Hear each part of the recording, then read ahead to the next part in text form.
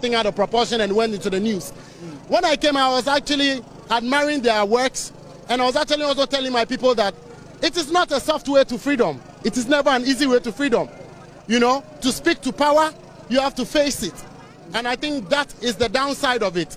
I don't want them to see that as me. I believe that that is the sacrifice that we all have to go through.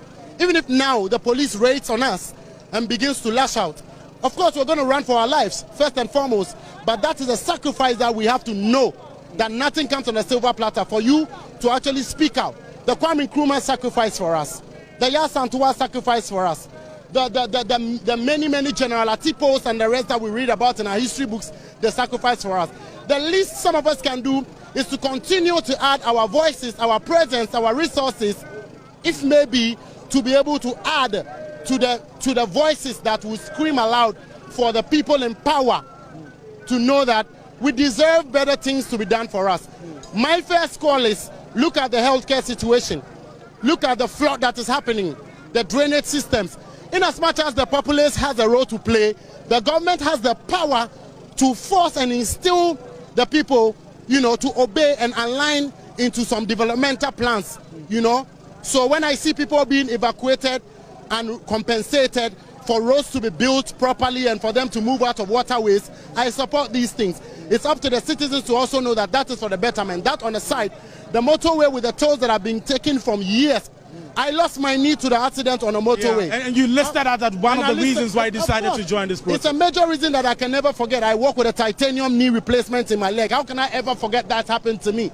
And even up to today, people still die off of the motorway, tires are blasting and all of that. Have we not raised enough revenue to be able to fix the motorway that Kwame Nkrumah built from yesteryears? And I'm not standing here in the name of MPP, NDC, or CPP, or KKP. I stand here in the name of Ghanaians as I am. That's my brother. I'm one of them. The president is a Ghanaian. The police force are Ghanaians. The military are Ghanaians. So guess what? It gives me a lot of joy. In the beginning, I was a little bit just skeptical, but I had to stand, because I always do, to make sure that I come in, because I don't really care about whoever wants to politicize my indulgence, because that is not the reason. And that's the fear for many of your colleagues. That's the fear of many of my colleagues out there, because they might want to, but then it can be politicized easily and they're going to be targeted and a lot. But I'm happy that this is not a lawless or a chaos or a harmful protest, and that so long as it is within our constitutional rights, why not? I am here, and I know this is going to go a long way to actually make some of my colleagues be very brave enough now to step in the front line. Okay. So I just want to say big respect to the IGP himself.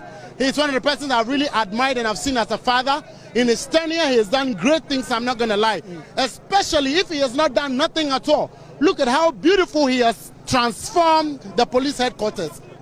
You see what I'm saying? Yeah. So Ghana can only be better for all of us when we all get involved. Okay. Of course, listen, it's not all Ghanaians that can be here.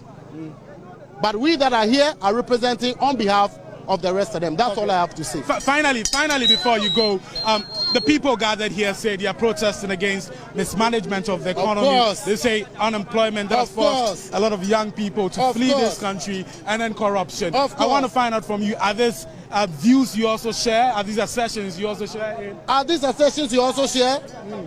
Are these assertions you share? Well, I've had a lot of these questions deflected back to me, but I say, as media people, are these suggestions that you also share? Yes, I do share. Okay. Level of unemployment is high. Healthcare situation, road infrastructure. We know now. Why are you running away? If we don't admit and we don't beg and do things like this, we're going to be in our homes and crying and crying and crying. And this one there is not a political situation. Okay. I know members in power who are also saying that no, something should be done right. We see and we hear.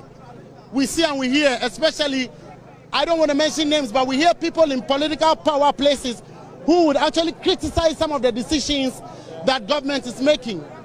Come on, man. Okay. Thank you for talking to us. Thank you very much. Great. But I would have been happy if you answered my question. I'll send it to your DMs. So you just heard from... Respect. All right, great. You just heard from musicians. Yes, and I beg. Okay. I beg one more. I do not wish anybody to edit and quote and put my mouth where my mouth did not go. I'm here in the name of Ghana.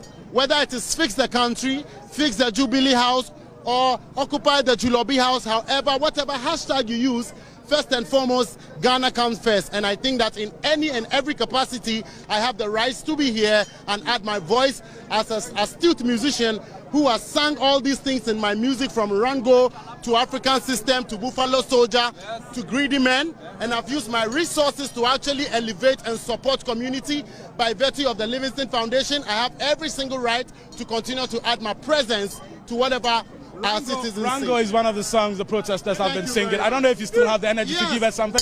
Yes. Tell me where we gonna Rango after making our motherland a better place to live.